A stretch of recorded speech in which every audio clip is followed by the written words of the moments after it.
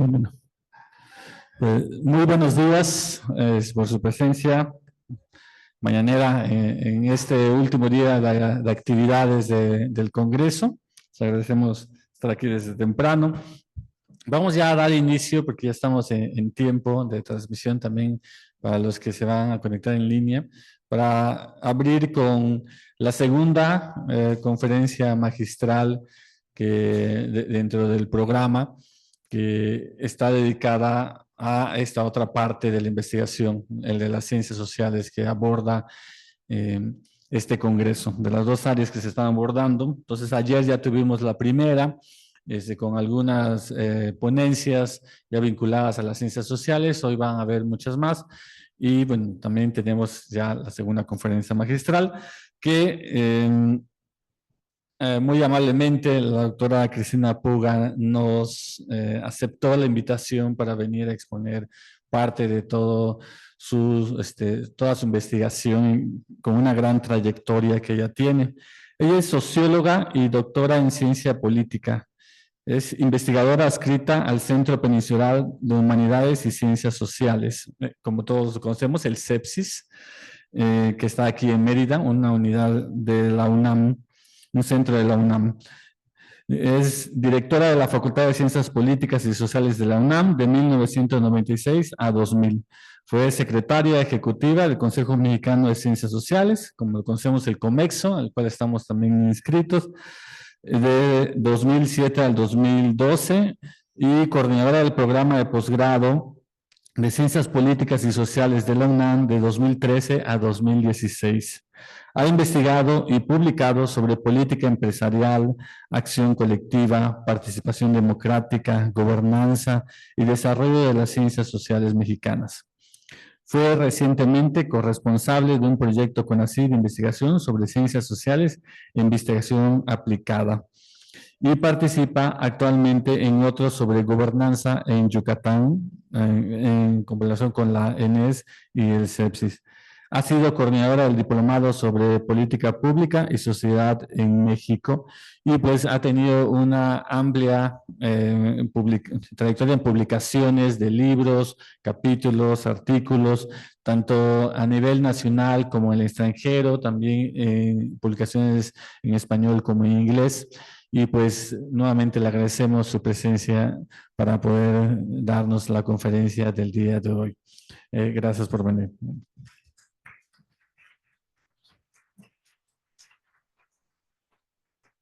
Muchas gracias, Aurelio. Muchas gracias por la invitación. Quiero decirles que, es una satisfacción muy grande para mí estar en este 50 aniversario, porque no es la primera vez que yo hablo en una reunión de aniversario del Centro Hideo Noguchi. De hecho, si no me equivoco, esta es la tercera. Y las otras veces todavía estaba yo como coordinador. Una de las veces estaba yo todavía como coordinadora del Consejo Mexicano de Ciencias Sociales. La otra andaba yo de sabático aquí en Mérida. Y siempre me da mucho gusto acercarme al trabajo que el equipo de Ciencias Sociales del IDEYO hace en Yucatán. Esto es un auditorio muy grande, así que si a alguien se le antoja venirse a sentar un poco más cerca, hasta me va a dar gusto porque les veo las caras.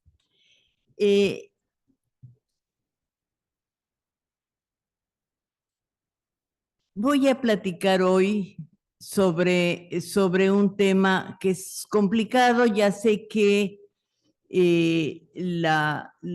hablar sobre ciencias sociales y democracia en un centro en donde no se estudia o no está formado por especialistas en política, puede ser medio extraño, pero yo espero despertar su interés con este tema, que ha sido también parte pues de mi propia práctica de investigación.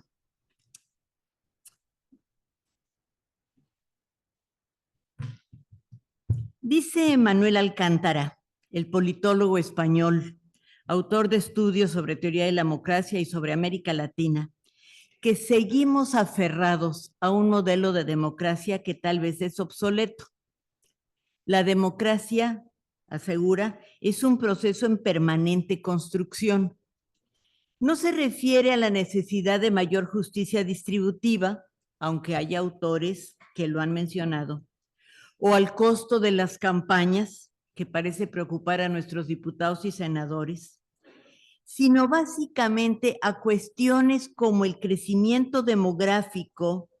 Hay que recordar que la democracia surgió en países y ciudades relativamente pequeños. La complejidad de los problemas y la insuficiencia de un sistema de partidos que poco puede hacer frente al flujo político e informativo o desinformativo que se produce en las redes sociales. Hay más comunicación del ciudadano hacia el Twitter que hacia el partido político. Luis Aguilar Villanueva, que acaba de estar de visita con nosotros en el Sepsis de la UNAM y que al que yo considero por muchas razones como uno de mis mentores, coincide en esto de la complejidad, que dificulta la atención de los problemas a gobiernos que, a pesar de la muy diversa cantidad de factores que intervienen en los problemas, los sigue asignando a dependencias únicas y no se asesora de la ciudadanía informada. Pero encuentra a su vez que para que haya estos procesos de comunicación entre gobierno y sociedad y se produzcan procesos más deliberativos y eficientes, se requiere también una ciudadanía con cultura de la legalidad y del sentido público, junto con una ética de la deliberación. Otros analistas se preocupan por el deterioro democrático en distintas partes del planeta, con cambios en reglas y comportamientos que cercenan libertades, reducen controles sobre el poder político y auguran el regreso de autoritarismos de diversa índole. Estamos tal vez en una coyuntura de cambio que deberá conducir a nuevos modelos de funcionamiento político que deseablemente serán más incluyentes, más tolerantes y más eficaces. Esta posible coyuntura es motivo de la plática de este día. ¿Cuál es, si es que la hay, la responsabilidad de las ciencias sociales en ese proceso? ¿Cómo se está atendiendo en el país y cómo se está escuchando a quienes lo atienden? ¿Cómo se atiende en otras partes del mundo? En agosto pasado celebramos una mesa en el Congreso organizado por la Asociación Mexicana de Ciencia Política, la MECIP, en la que nos hicimos preguntas semejantes. Algunas de las respuestas, no todas, alimentan mi plática de hoy. Y yo espero que tengamos oportunidad de intercambiar algunas ideas al final para ampliar lo que hay que decir al respecto. Dividiré mi exposición en tres partes. Hablaré primero de la preocupación sociopolítica de las ciencias sociales, me referiré después a cómo ésta se ha manifestado en nuestro país y cuál ha sido su relación con cambios institucionales, y hablaré finalmente de algunas preocupaciones respecto a deterioros democráticos y sus posibles consecuencias para nuestras disciplinas.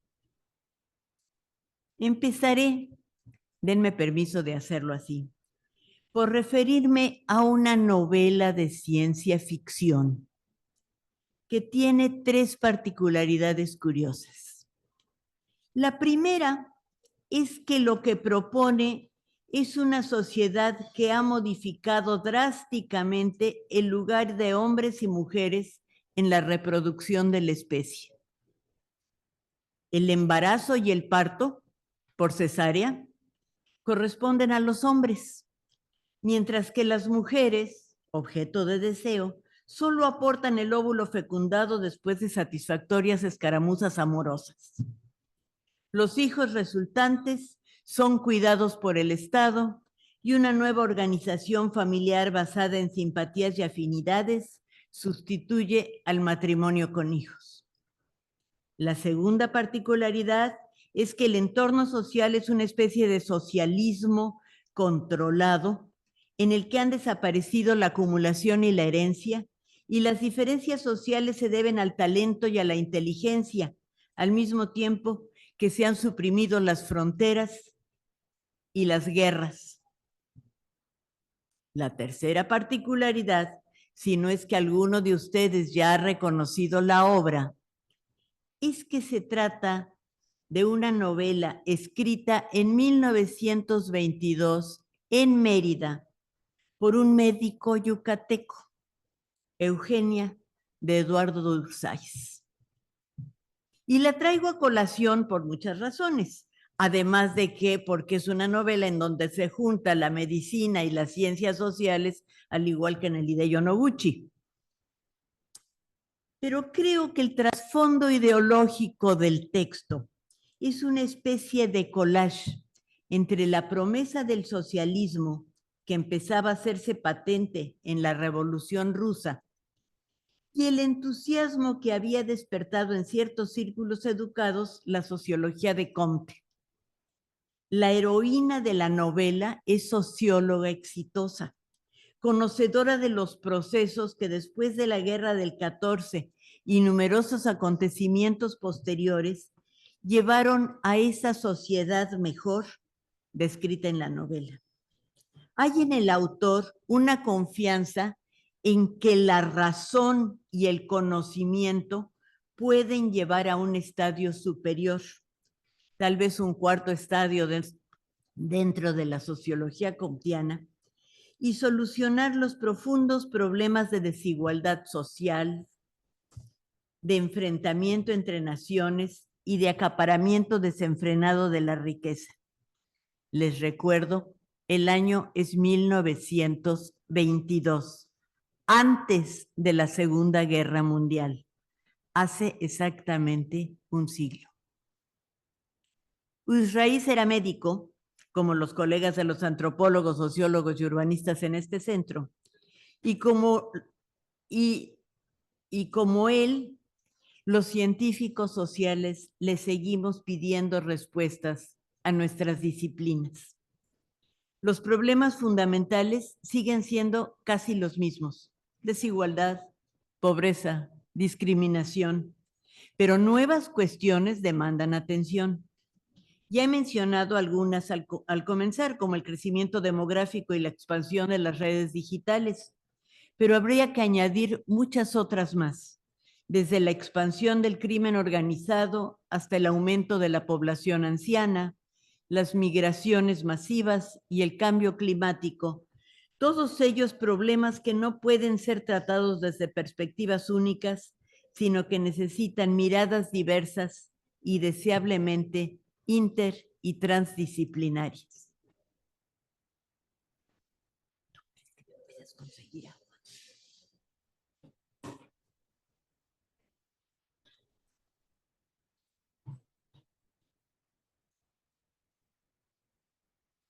En un reciente proyecto de investigación sobre movilización del conocimiento, el doctor Kenvir Puente de la UNAM y yo encontramos, les digo primero lo que es esta movilización del conocimiento.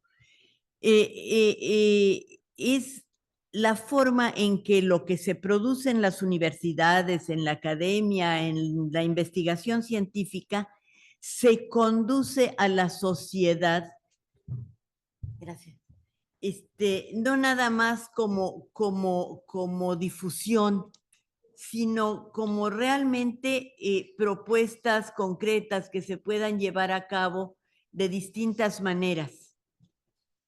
Y les digo, el doctor Kenvir Puente y yo encontramos que uno de los casos de movilización más eficaz del producto de la investigación social y política en México se ha dado en el terreno de la construcción democrática, o al menos se dio entre 1990 y 2018 de una manera muy evidente.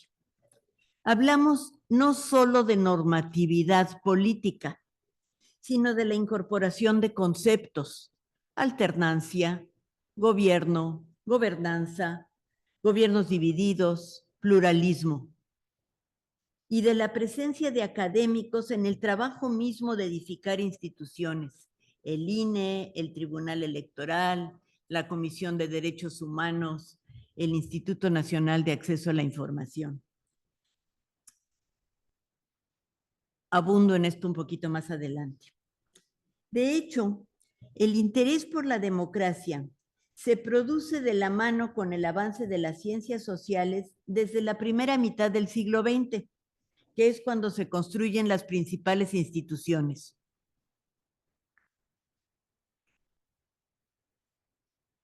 Yo estoy haciendo un desastre, pero bueno. Las principales instituciones no solo del gobierno que conocemos, sino instituciones de ciencias sociales y debidas a las ciencias sociales. La Dirección de Estudios Arqueológicos, el Instituto Nacional Indigenista, la Secretaría de Educación Pública, el Instituto Nacional de Antropología e Historia, entre otras. Es cuando se construyen también las carreras profesionales: arqueología, antropología, economía, psicología, sociología. Los institutos de investigación: el Instituto de Investigaciones Sociales de la UNAM, el Instituto de Investigación Económica, los primeros, después va a haber otros.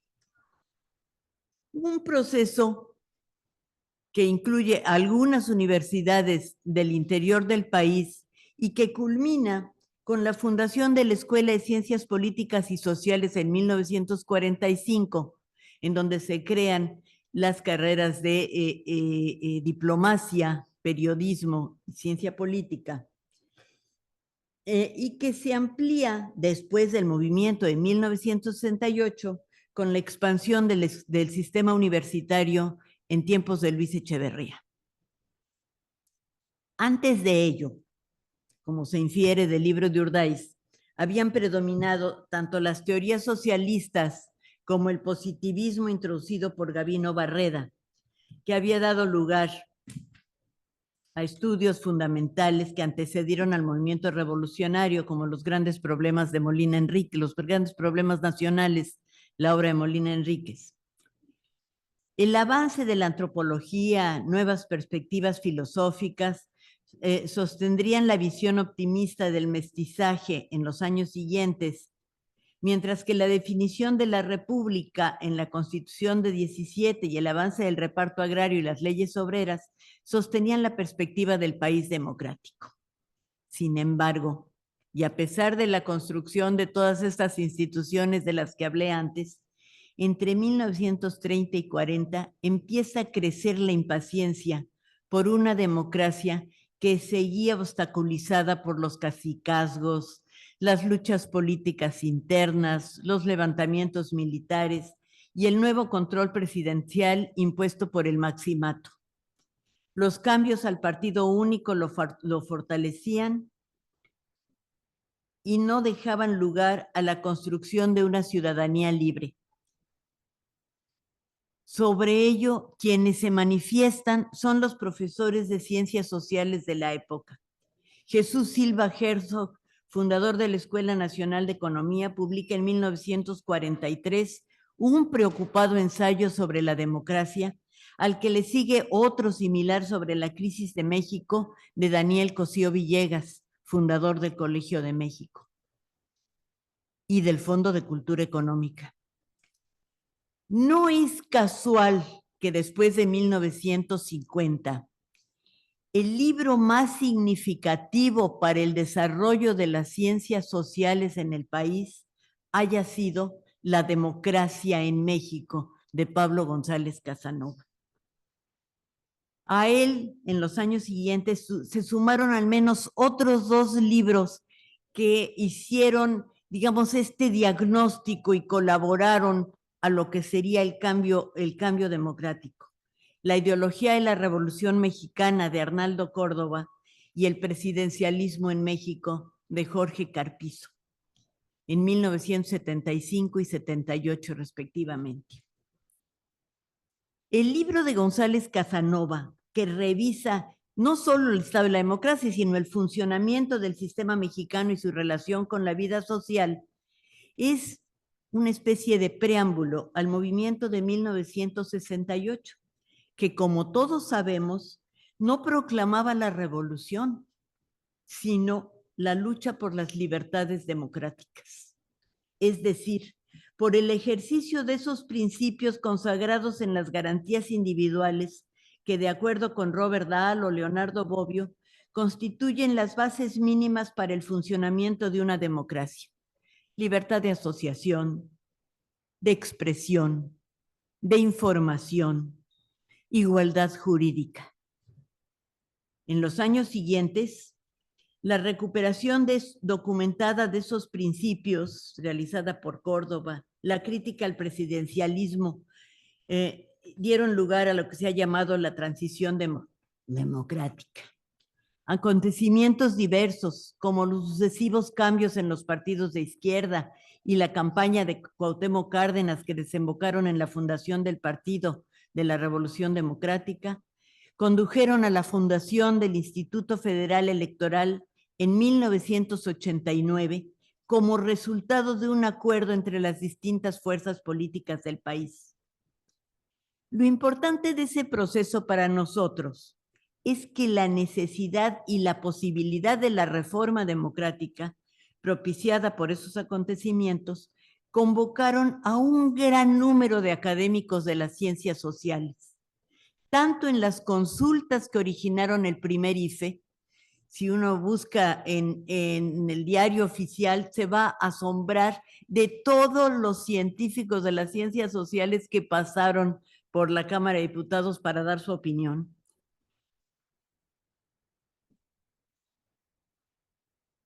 Estoy hablando del primer IFE. Y después de 1994, al siguiente IFE, presidido por un consejo ciudadano en el cual 4 de los 6 consejeros ciudadanos eran profesores universitarios que abandonaron un rato las aulas para dedicarle su tiempo a la construcción de esta nueva institución. Miguel Ángel Granados Chapa, Santiago Krill, Ricardo Pozas Orcasitas y José Woldenberg. Los otros 2, Sertuche y Ortiz Pinchetti, escribían libros sobre el tema. El grupo San Ángel, formado para evitar la violencia en el mismo proceso electoral unos meses más adelante, contaba entre sus integrantes, desde luego, a Carlos Fuentes y a Enrique Krause, pero también a Sergio Aguayo, Miguel Bazáñez, Jorge Castañeda, Lorenzo Meyer, Federico Reyes Orioles y Alfonso Zárate, todos profesores universitarios de ciencias sociales o de derecho. Un concurso convocado por Nexos premió en años sucesivos a ensayos de Antonio Camus, Mauricio Merino y Jorge Javier Romero, cuyas propuestas alimentarían las reformas del COFIPE y los cambios electorales de los años siguientes. A ello, y creo que debemos seguir reconociendo el esfuerzo y la convicción de Woldenberg en los años siguientes, se debió en buena parte la realización de elecciones libres, participación ciudadana en el proceso electoral y pluralidad en las cámaras, que impulsó a su vez nuevas instituciones como la Comisión de Derechos Humanos, el Instituto de Acceso a la Información y otros organismos de supervisión ciudadana. Si les cuento todo esto, no es para exaltar un proceso, sino para ilustrar los temas en los que las ciencias sociales han tenido un papel exitoso como elementos de movilización de ideas, puesta en marcha de proyectos, soluciones e iniciativas audaces. El ejemplo de la democracia es muy claro de este tipo de acciones. Acciones que, como diría Alcántara, al que cité en un principio, son siempre perfectibles. Y en eso seguimos. No ha sido el caso con muchas otras líneas de investigación que a lo largo de décadas han encontrado resistencias, oposición o simple indiferencia. Y curiosamente tampoco es hoy la democracia el tema más estudiado. En un levantamiento de datos realizado recientemente, encontramos que de una lista de 25 temas prioritarios, la democracia ocupa el lugar 12. Antes de ella, les voy a decir cuáles son los temas porque son medio sorprendentes. Los digo en orden del número de investigaciones sobre el tema que hay hoy en la Academia de Ciencias Sociales. Educación y sistema educativo, pobreza y desigualdad, nuevas tecnologías e innovación, estudios de género y nuevas identidades, patrimonio cultural, crecimiento, desarrollo y bienestar, migración y movilidades, violencia y seguridad, salud y sociedad, Estado de Derecho y derechos humanos, desarrollo rural y producción agrícola. Estos son los primeros 11 antes de democracia. Seguramente les interesa saber que hay otros temas importantes que quedan fuera, por razones que no logramos comprender del todo. De los que quedan dentro, las preferencias se deben en parte al contexto, el caso de la migración, por ejemplo, a la formación predominante de los investigadores y a que muchos son investigaciones de doctorado de docentes en las universidades, por eso hay tantas en educación, a la necesidad de reforzar asignaturas en las carreras profesionales, lo que explica investigaciones sobre desarrollo y sobre derecho, y al interés por nuevos temas que están muy vivos entre los jóvenes, género y tecnologías de la información.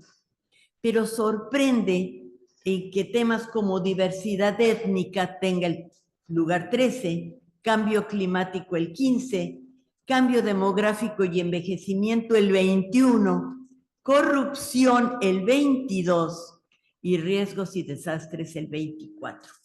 Es decir, que hay temas muy urgentes que deberían estarse trabajando.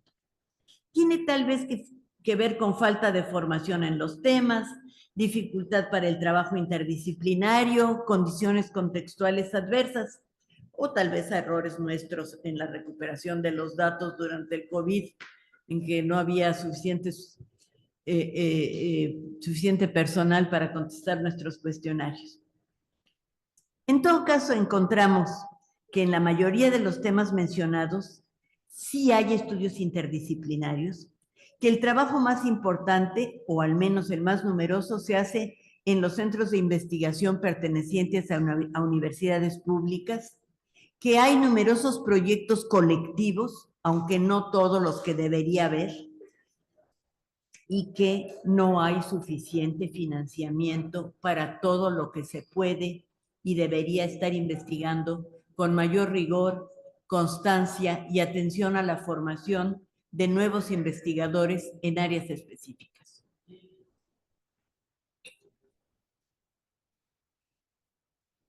En todo caso, y vuelvo a la democracia como contexto amplio, cualquiera de los temas mencionados la supone.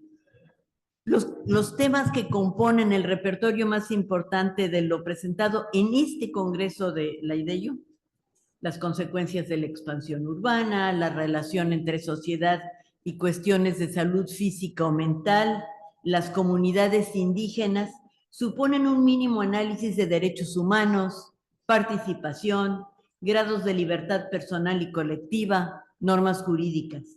Todos ellos se desarrollan en contextos más o menos libres, más o menos justos, más o menos igualitarios, más o menos democráticos. Y todos son temas que requieren de colaboración amplia entre sectores diversos de la sociedad para comprenderlos y solucionarlos. Lo cual me regresa al comienzo, que es la gran responsabilidad de las ciencias sociales, no solo para entender, sino para imaginar el futuro. Estamos preparando a las nuevas generaciones en un contexto de gran incertidumbre. Guerras destructivas entre países que se suponía unidos por antiguas razones históricas y que en cambio luchan por recursos que se están volviendo escasos en el planeta. Deterioro del propio planeta expuesto a cambios violentos del clima que acarrean desastres. crecimiento exponencial de las poblaciones, tentación autoritaria por parte de líderes que están convencidos de tener la única respuesta posible, viejas ideologías, principios conservadores, soberbia, corrupción, dominan las posibilidades de diálogo y dificultan el intercambio inteligente, informado y productivo. Las ciencias sociales no pueden ser solamente testigos callados. Deben encontrar el camino correcto para, sin perder su capacidad analítica y renunciar a la objetividad que brindan los datos y las herramientas teóricas construidas a lo largo de muchas décadas de reflexión, colaborar en la comprensión del presente y la construcción de una sociedad para hacerla no más ordenada, para hacerla mejor ordenada, más amable, más solidaria. Creo que para ello se requiere de un clima tan democrático como sea posible.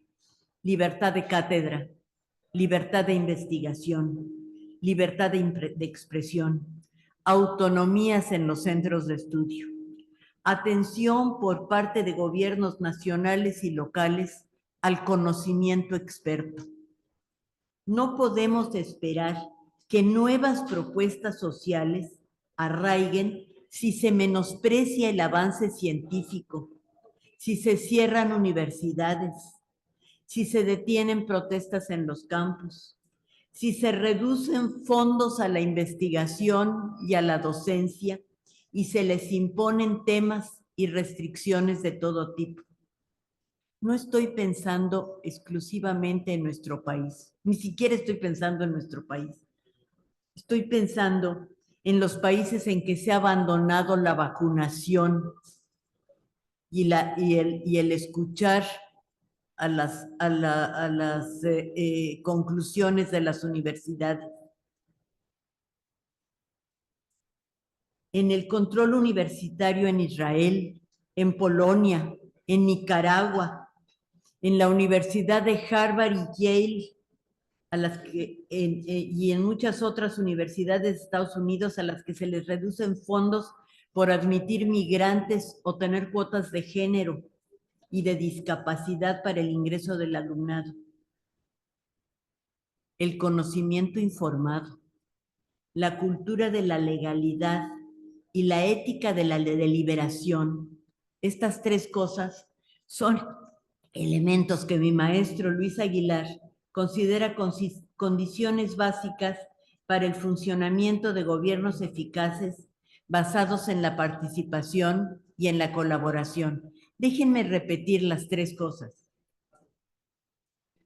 El conocimiento informado, es decir, los gobiernos no pueden tomar decisiones si no se asesoran de aquellos que están estudiando los procesos y que tienen una o muchas respuestas diversas que se pueden discutir.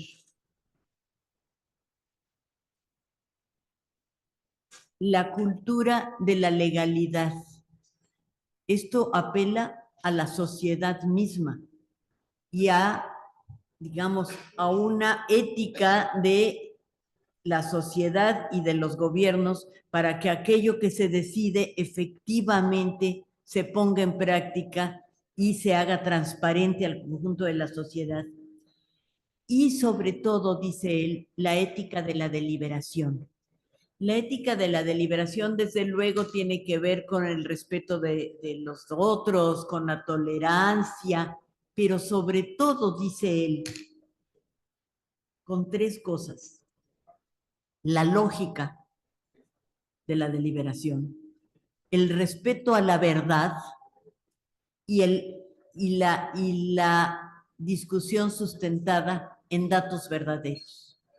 Eso es la verdadera ética de la deliberación. Y esos elementos pueden y deben ser proporcionados por las universidades en general y por las ciencias sociales en particular. La democracia, como la libertad, la tolerancia, el pluralismo, pero también el debate informado, ético y responsable de ideas, debe verse como tema como contexto y como requisito de las ciencias sociales. No es una cuestión de ir a votar cada 3 años o defender esta o aquella institución. Es preservar las condiciones mínimas que hacen nuestro trabajo posible y garantizar el clima para pensar y enseñar a pensar creativamente en la sociedad.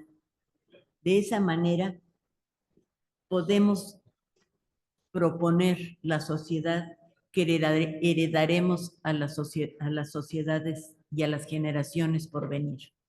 Muchas gracias.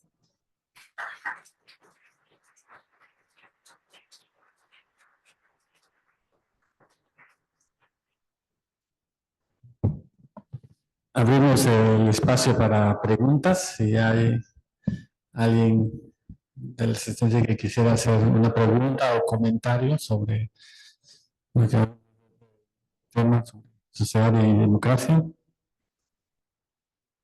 Adelante, lo que quieran. Tenemos como 15 minutos para discutir.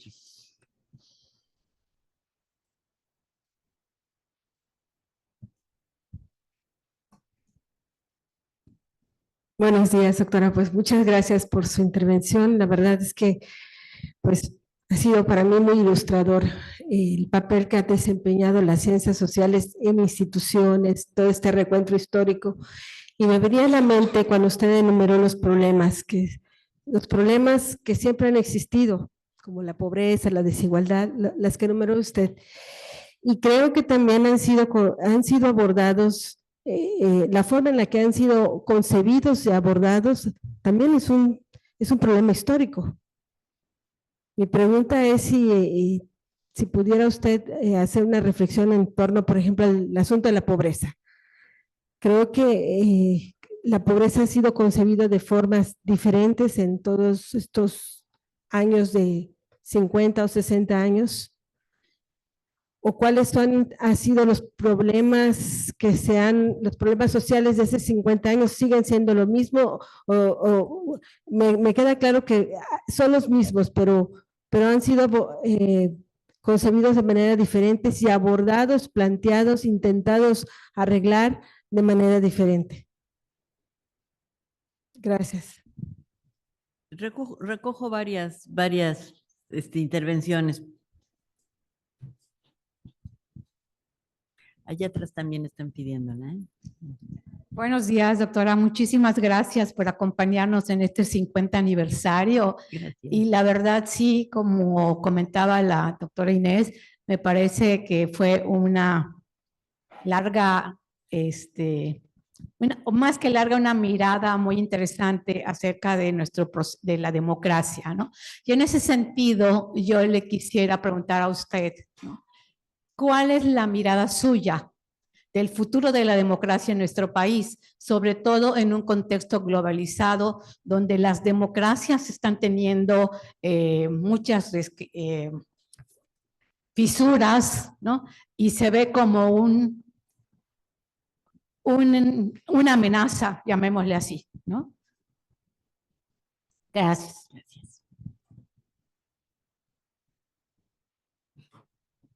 Hola, buenos días.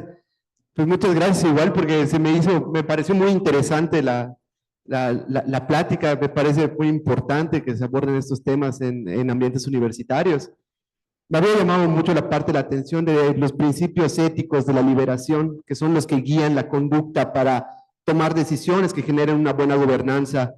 Sin embargo, pues también nos podemos enfrentar a esta parte que es la que se marca a través del materialismo histórico, ¿no? Si la lucha de clases es el motor de la historia, si es una idea que sigue vigente para el devenir histórico en el país, pues igual creo que es la presión de los grupos organizados, la querer optar por mejores decisiones en la salud y ver cómo se puede incluir esto en los criterios éticos para la deliberación.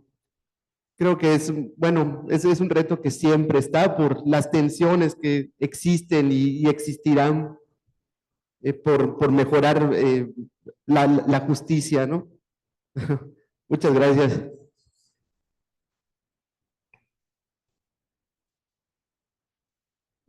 Bueno, si no hay más, a ver, ahí hay una más para antes de allá.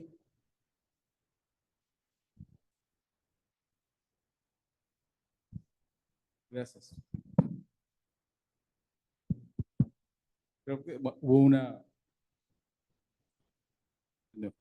una pregunta hace unos momentos que si pudiera dar una opinión sobre cómo considera el futuro de la democracia en el país. Yo quisiera que a lo mejor pudiera darnos también una opinión si este concepto que llamamos democracia es inamovible o también tendríamos que redefinir qué entendemos por democracia, porque los sistemas electorales en diferentes países son distintos y también la medida de cómo se eligen los representantes son distintos, pero también pues a lo mejor podría ser una buena oportunidad de definir qué entendemos y qué queremos con un concepto que sea universal o que tenga diferentes vertientes dependiendo de los contextos sociales o geopolíticos.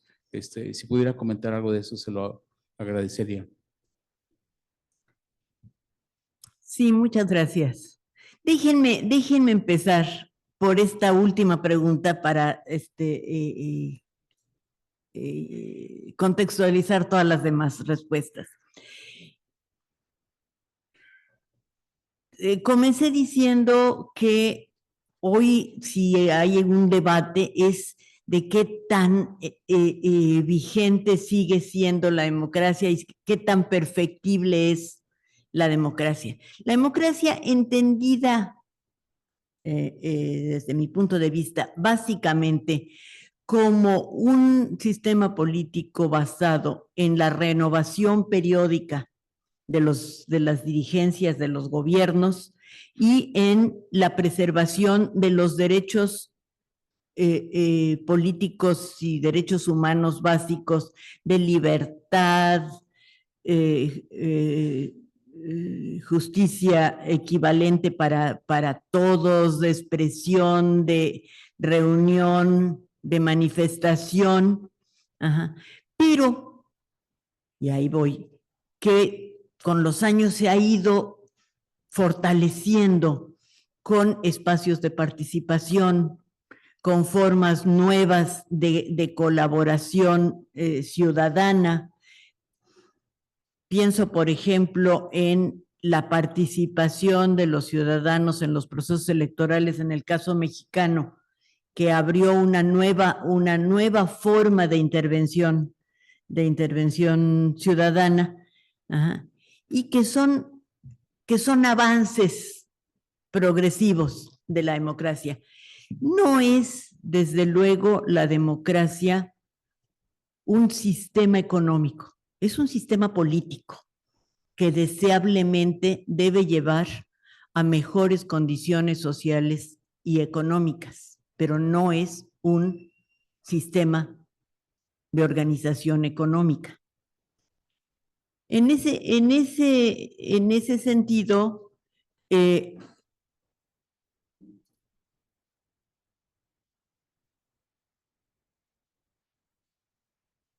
no es efectivamente el estudio de la democracia el que nos va a llevar a mejorar las condiciones económicas de un país que, como decía la compañera, ha batallado durante un siglo con un problema muy grande de pobreza que obviamente tiene distintas fases y distintas y complejas razones. No seguimos viviendo en el México del porfiriato, con una población básicamente rural y con una economía en muchos lugares de subsistencia, sino en una sociedad que se ha ido separando entre sociedad rural y urbana, en donde hay una nueva serie de problemas, de zonas de marginación, pero también y ahí estoy tratando de contestar todo junto, donde ya la confrontación no es entre clase trabajadora y clase poseedora. Desde hace muchos años en que aparecieron los movimientos sociales, la ciencia social se dio cuenta de que había muchas otras confrontaciones en la sociedad y había muchos otros problemas. Es decir, toda la lucha por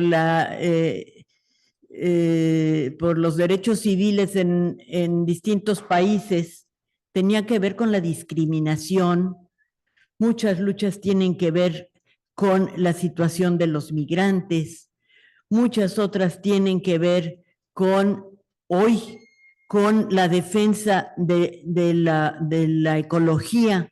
Entonces, las oposiciones básicas que eran como muy definitorias en la primera mitad del siglo XX, todavía la última mitad del XIX y la primera del siglo XX, han ido variando.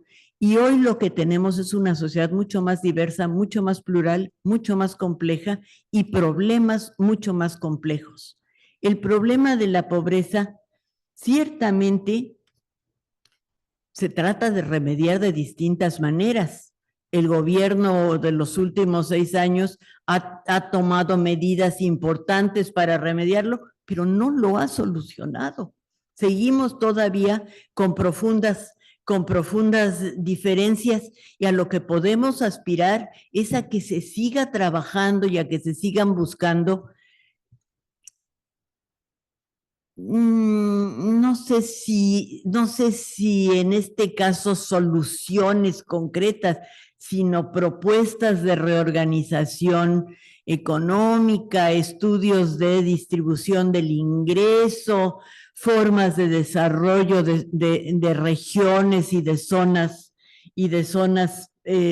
particulares en el país. Es decir, obviamente no se trata de una sola respuesta, se trata de muchas respuestas que nos expliquen por qué hay regiones más pobres y regiones más ricas, zonas en donde el acceso a los bienes es más fácil y otras en donde es más difícil. Y por eso yo digo que es una tarea de la investigación y de la colaboración entre la investigación y los gobiernos. Lo que es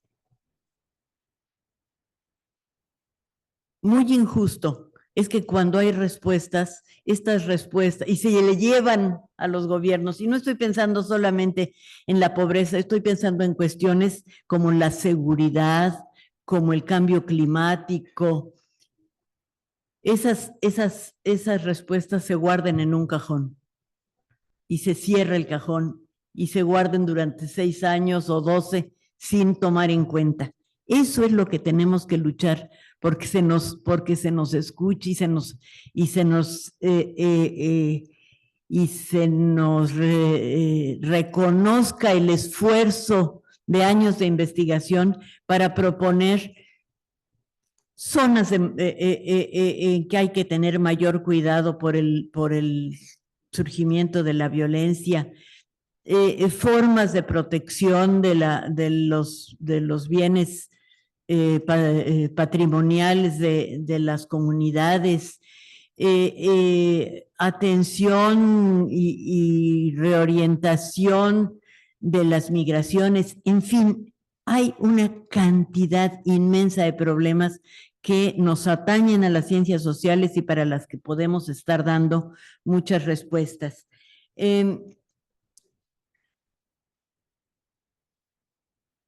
¿Cuál es el futuro de la democracia que yo veo? Pues ese. Y de nuevo, yo he trabajado mucho sobre la gobernanza.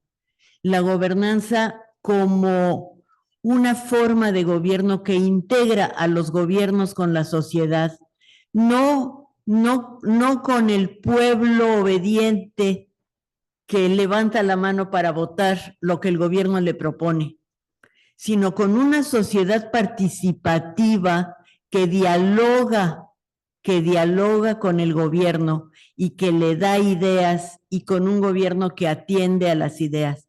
Por eso insisto en la importancia de la deliberación, y por eso insisto en la importancia de las reglas, de las reglas académicas de la deliberación. Yo dije éticas, pero en realidad son académicas. La lógica, el conocimiento, la verdad, los datos. Ahí es donde nosotros podemos aportar. No nada más con discurso, no nada más con propuestas ideológicas, sino con propuestas concretas y cambio basadas en datos y con la exigencia de ser escuchados. ¿Qué tanto podemos aspirar a que esto sea? Pues es muy despacio, es un avance lento al que podemos aspirar.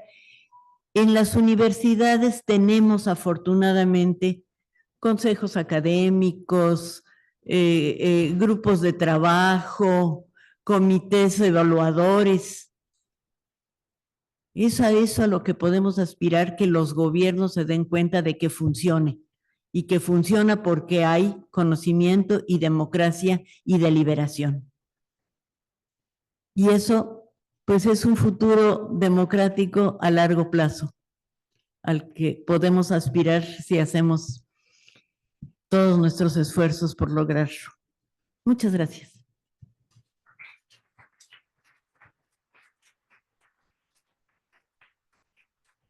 Ok. Pues muchísimas gracias, estimada Cristina, por venirnos aquí a remover la conciencia. Muchos no quieren las ciencias sociales y humanidades como la conciencia de la sociedad, y pues algunos no quieren escuchar su conciencia, pero pues es necesario, y pues ahí para eso está, ¿no? Para poder hacer. Te vamos a entregar una constancia por haber impartido la conferencia magistral titulada Ciencias Sociales y Democracia en el marco del primer Congreso Internacional Investigación, Salud y Sociedad, celebrado del 8 al 10 de octubre del 2025, con motivo del 50 aniversario del Centro de Investigaciones Regionales Dr. Hideo Noguchi. Muchas gracias por ilustrarnos con estos momentos. Gracias, Aurelia. Muchas gracias. Gracias. Y también te entregamos pues, unos libros de nuestra producción de la Unidad de Ciencias Sociales, todos enfocados hacia lo maya y hacia lo africano, que también esos temas también manejamos. Pues muchas gracias. Así es. Pues gracias a todos y